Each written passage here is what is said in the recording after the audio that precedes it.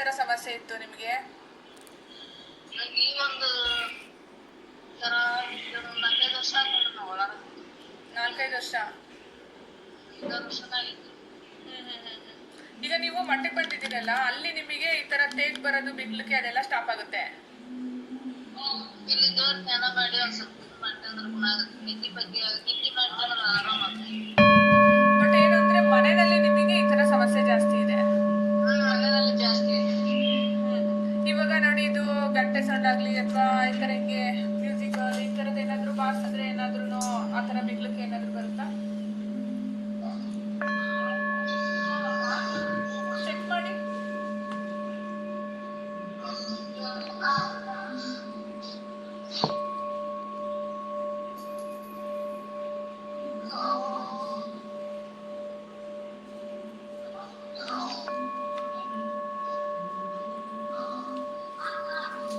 ಸರಿ, ಇವಾಗ ನೀವು ಡಾಕ್ಟರ್ ಕಡೆ ತೋರಿಸಿದಾಗ ಯಾವ ತರ ಏನ್ ಸಮಸ್ಯೆ ಇದೆ ಏನು ಅಂತ ಏನಾದ್ರು ಹೇಳಿದ್ರ ಅವರು?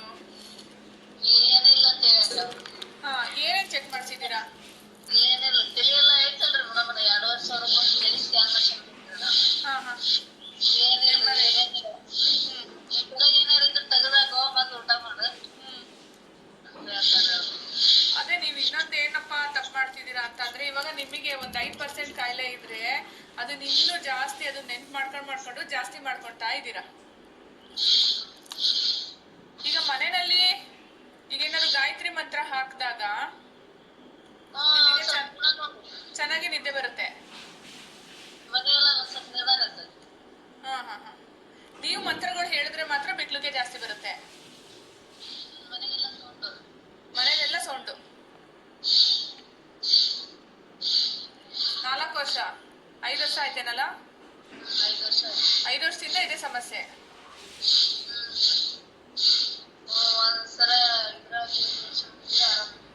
ಎಲ್ಲಿ?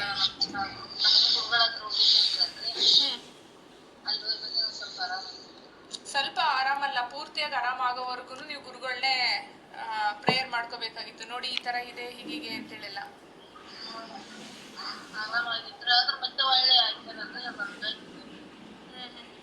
ಅಂದ್ರೆ ನಿಮ್ಗೆ ಇವಾಗ ಮೆಡಿಕಲ್ ಫೀಲ್ಡ್ ಅಲ್ಲಿ ಒಟ್ನಲ್ಲಿ ಇದೇನು ಗೊತ್ತಿಲ್ಲ. ಏನೇ ಟ್ಯಾಬ್ಲೆಟ್ ತಗೊಳ್ಳಿ, ಏನೇ ಒಂದು ಟಾನಿಕ್ ಕೊಟ್ರು ಏನು ಗುಣ ಆಗಿಲ್ಲ ನಿಮಗೆ. ಮೆಡಿಸನ್ನೇ ಅಂತಲ್ಲ, ಈಗ ನಿಮ್ಗೆ ಬಾಡಿ ಎಲ್ಲ ಸಿಕ್ಕಾಪಟ್ಟೆ ಹೀಟ್ ಆಗ್ತಾ ಇದೆ ಅಲ್ವಾ? ಹೀಟ್ ಆಗುತ್ತೆ ಅಂತ ಅಂದ್ರೆ ಹೀಟ್ ಆಗೋ ಪದಾರ್ಥಗಳು ತಿಂದು ಹೀಟ್ ಆಗ್ತಿದ್ಯಾ ಅಥವಾ ನಿಮ್ ಬಾಡಿ ನೇಚರೇ ಹೆಂಗಿದ್ಯಾ? ಚಲೋನೇ ಐತ್ರಿ. ಇವಾಗ ಈ ತರ ಫಸ್ಟ್ಗೆ ಚಲೋನೇ ಐತ್ರಿ. ಜಾಸ್ತಿ ಮೊದ್ಲೆಲ್ಲ ಹಿಂಗೆ ಇತ್ತು? ಮೊದ್ಲು ಚೆನ್ನಾಗಿತ್ತು, ಈಗ 4-5 ವರ್ಷದಿಂದ ಈ ತರ ಆಗಿರೋದು. ಈ ತರ ಬರೋದಕ್ಕೆ ಮುಂಚೆ ಅಂದ್ರೆ ಇವಾಗ ಗೊತ್ತಾಗುತ್ತಲ್ಲ ಕೆಲವೊಬ್ರಿಗೆ ಸೆನ್ಸು. ಈಗ ನೋಡಪ್ಪ, ನಾನು ಇವತ್ತು ಚೆನ್ನಾಗಿದ್ದೆ, ನಾಳೆ ಈ ತರ ಆಗೋಗ್ಬಿಡ್ತಲ್ಲ ಅನ್ನೋಂತ ಒಂದು ಸಿಚುಯೇಷನ್ ಇತ್ತಲ್ಲ, ಆ ಸಂದರ್ಭ ಅದ್ ಯಾವುದು? ನೀವು ಬರಕ್ಕಿಂತ ಮುಂಚೆ ಈ ತರ ಆಯ್ತಾ ನಿಮ್ಗೆ? ಕೈಕಾಲೆಲ್ಲ ಬಿಗಿತಾ ಬರುವಂತದ್ದು?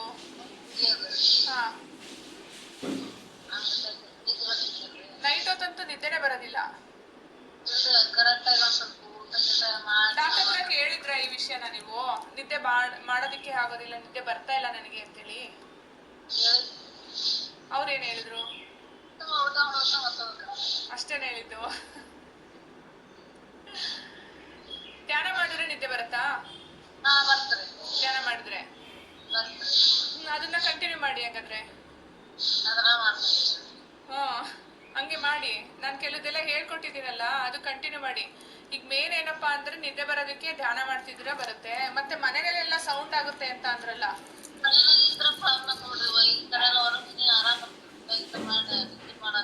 ಈಗ ಯಾವಾಗ್ಲೂ ಮಠ ಅಲ್ಲಿ ಅಂತ ಇರೋದಕ್ಕೆ ಆಗೋದಿಲ್ಲಲ್ಲ. ಮತ್ತೆ ನೀವು ಸಂಸಾರಸ್ಥರು, ಮಕ್ಳು ನೋಡ್ಕೋಬೇಕು, ಮನೆಯಲ್ಲೇ ಇರ್ಬೇಕಲ್ಲ.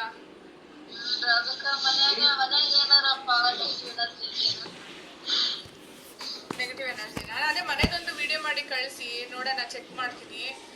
ಮತ್ತೆ ಇವಾಗ ನೀವು ಹೇಳಿದ್ರಲ್ಲ ಅದು ಸೌಂಡ್ ಆಗುತ್ತೆ ಅಂತೇಳಿ, ಯಾವ ತರ ಸೌಂಡ್ ಆಗುತ್ತೆ? ನೀವೇನಾದ್ರೂ ಒಂದು ವಿಡಿಯೋ ಮಾಡ್ಕೊಳ್ಳೋದು ಇಲ್ಲ ರೆಕಾರ್ಡ್ ಮಾಡ್ಕೊಳ್ಳೋದು ಏನಾದ್ರು ಮಾಡಿದೀರಾ?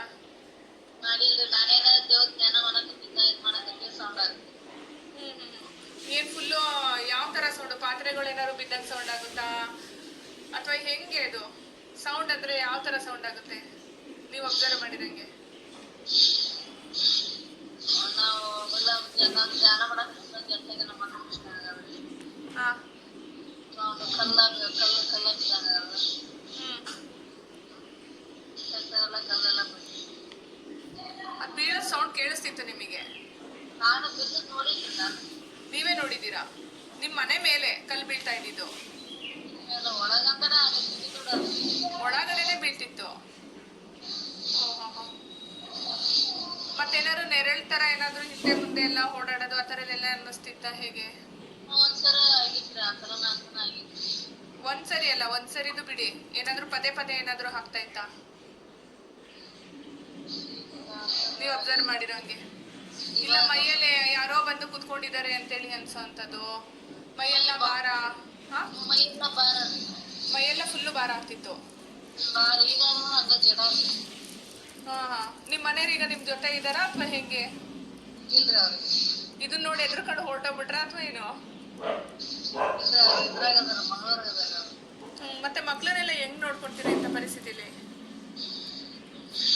ನಾನು ನೋಡ್ಕೊಂತೀನಿ, ಮತ್ತೆ ಮಾಡ್ತೀನಿ ಬಿಡುಗಡಿಲ್ಲ ಅದ್ರಾಗ ಮಾಡೋದು, ಮತ್ತೆ ಸಾಯ್ತೀನಿ ಅದ್ರಾಗ ಮಾಡಿ. ಇವಾಗ ಮಕ್ಳಿಗೆಲ್ಲ ನೀವು ಕ್ಲಾಸ್ ತಗೊಳ್ಳೋದಾದ್ರೂ ಈ ತರ ಪದೇ ಪದೇ ಬಿಕ್ಲಕ್ಕೆ ಬರೋದು, ಈ ತರದೊಂದು ಸಮಸ್ಯೆ ಇರೋದ್ರಿಂದ ನಿಮಗೆ ಕಷ್ಟ ಆಗುತ್ತೆ ಅಲ್ವಾ? ಅಂದ್ರೆ ಹೆಚ್ಚೆಚ್ಚು ದೇವ್ರ ಧ್ಯಾನ ಮಾಡಿದ್ರೆ ಕೆಲವು ಟೈಮಲ್ಲಿ ಪ್ರಾಬ್ಲಮ್ ಇದು ಬಿಕ್ಲುಕ್ಕೆ ಬರುತ್ತೆ. ರಾಘವೇಂದ್ರ ಸ್ವಾಮಿ ಮಾಡಿದ್ರೆ ಮಾತ್ರ ನಿಮಗೆ ಸ್ಟಾಪ್ ಆಗುತ್ತೆ. ಹಾಗಾದ್ರೆ ರಾಘವೇಂದ್ರ ಸ್ವಾಮಿ ಒಬ್ರದನ್ನೇ ಮಾಡಿ. ಈಗ ನಿಮ್ಗೆ ಯಾವ ಸ್ಟಾಪ್ ಆಗ್ತಾ ಇದೆ ಅಲ್ವಾ ಈಗ ಬಿಕ್ಲಿಕ್ಕೆ ಬರೋದು, ಅದನ್ನ ನೀವು ಶುರು ಮಾಡ್ಕೊಳ್ಳಿ. ನಮಸ್ಕಾರ. ಈ ಲೇಡಿಗೆ ಆಗಿರ್ತಕ್ಕಂಥ ಸಮಸ್ಯೆ ಏನಪ್ಪ ಅಂತ ಅಂದರೆ, ಮೊದಲೆಲ್ಲ ಮದ್ದಿಡಿ ಹಾಕಿದ್ರು. ಆ ಮದ್ದಿಡಿ ಎಲ್ಲ ಕಾಲಕ್ರಮೇಣವಾಗಿ ಟ್ರೀಟ್ಮೆಂಟು ತೆಗೆದುಕೊಂಡಿದ್ದಾದಮೇಲೆ ರಿಮೂವ್ ಆಗ್ತಾ ಬಂತು. ನಿಧಾನವಾಗಿ ಸುಧಾರಿಸ್ಕೊಳ್ತಾ ಬಂದರು. ಅದಾದಮೇಲೆ ಜಾತಕದ ಪ್ರಕಾರವಾಗಿ ಇವರಿಗೆ ಸರ್ಪದೋಷ ಇತ್ತು. ಅದನ್ನು ಕೂಡ ಅವರು ಕ್ಲಿಯರ್ ಮಾಡಿಕೊಂಡು ಇವರಿಗೆ ಮಕ್ಕಳಾಗ್ತಾ ಇರಲಿಲ್ಲ. ಆಮೇಲೆ ಮಗು ಹುಟ್ಟಿತು. ಅದಾದ ನಂತರ ಒಂದು ಮನೆಗೆ ಹೋಗಿ ಸೇರಿಕೊಂಡ್ರು ಅವರು. ಆ ಮನೆಯಿಂದ ಸಮಸ್ಯೆ ಬರೋದಕ್ಕೆ ಶುರುವಾಯಿತು. ಈಗ ಇವರಿಗೆ ಗಂಟಲಿನ ಭಾಗದಲ್ಲಿ ಈ ಥರ ಒಂದು ಸಮಸ್ಯೆ ಇದೆ ನೋಡಿ. ಏನಾದ್ರೂ ದೇವರ ಮಂತ್ರಗಳು ಹೇಳಿದ್ರೆ ಕೇಳಿಸ್ಕೊಂಡ್ರೆ, ಇಲ್ಲ ಆ ಮನೆಯಲ್ಲಿದ್ದರೆ ತುಂಬ ಬಿಕ್ಲಿಕ್ಕೆ ಬರುತ್ತೆ, ಇವರಿಗೆ ಸ್ಟಾಪ್ ಆಗೋದೇ ಇಲ್ಲ. ಆ ಥರ ಒಂದು ಸಮಸ್ಯೆ ಸೃಷ್ಟಿಯಾಗಿದೆ.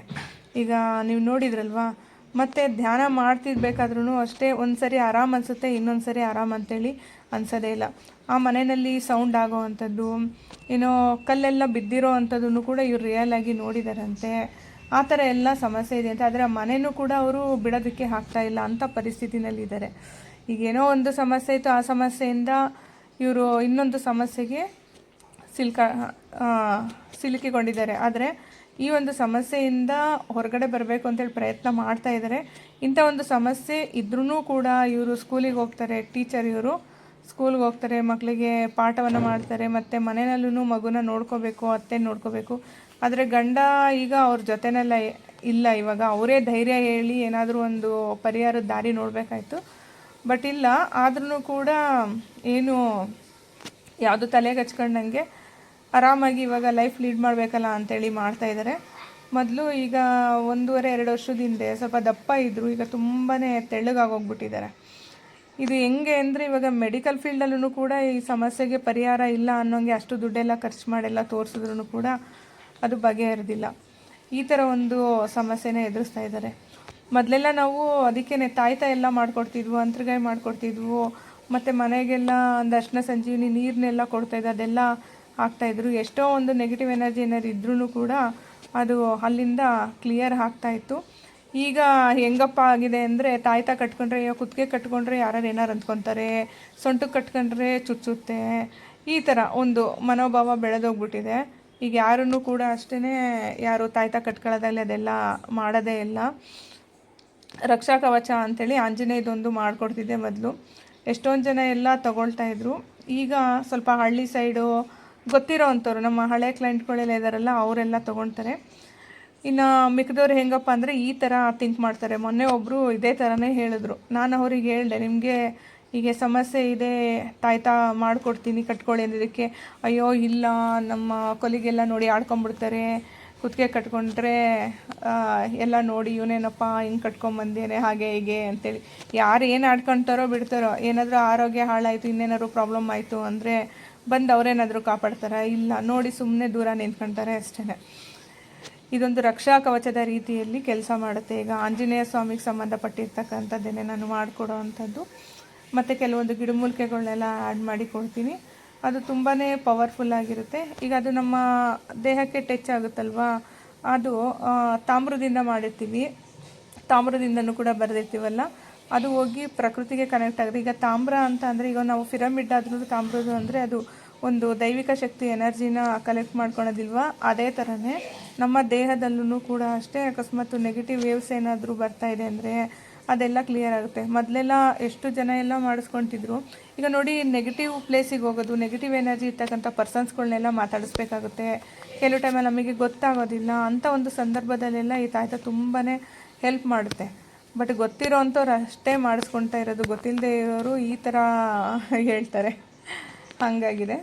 ಮತ್ತು ಮನೆಗಳಲ್ಲೂ ಕೂಡ ಅಷ್ಟೇ ಅಂತರ್ಗಾಯಿ ಅದೆಲ್ಲ ಮೊದಲು ಕಟ್ತಾಯಿದ್ರು. ಈಗೆಲ್ಲ ಆ ಥರದ್ದೆಲ್ಲ ನಿಂತೇ ಹೋಗ್ಬಿಟ್ಟಿದೆ. ಮತ್ತು ಇನ್ನೊಂದು ತಪ್ಪೇನು ಮಾಡ್ತಾರೆ ಅಂತ ಅಂದರೆ, ಇವಾಗ ಒಂದು ಯಾವ್ದಾದ್ರು ದೇವಸ್ಥಾನಕ್ಕೆ ಹೋಗಿ ತೊಗೊಂಬಂದಿರ್ತೀರ, ಮತ್ತು ಇನ್ನೂ ಒಂದಷ್ಟು ಬೇರೆ ಬೇರೆ ದೇವಸ್ಥಾನಗಳಿಗೆಲ್ಲ ಹೋಗಿ ಅಲ್ಲೇನು ಸಿಗುತ್ತೆ ಅದೆಲ್ಲ ತೊಗೊಂಬರ್ತೀವಿ. ಅದೆಲ್ಲ ತುಂಬ ತಪ್ಪು. ಹಾಗೆಲ್ಲ ಮಾಡಬಾರ್ದು. ಕರೆಕ್ಟಾಗಿ ವಿಚಾರಿಸ್ಬೇಕು, ಕರೆಕ್ಟಾಗಿ ವಿಚಾರಿಸ್ಕೊಂಡು ಮುಂದುವರಿಬೇಕು.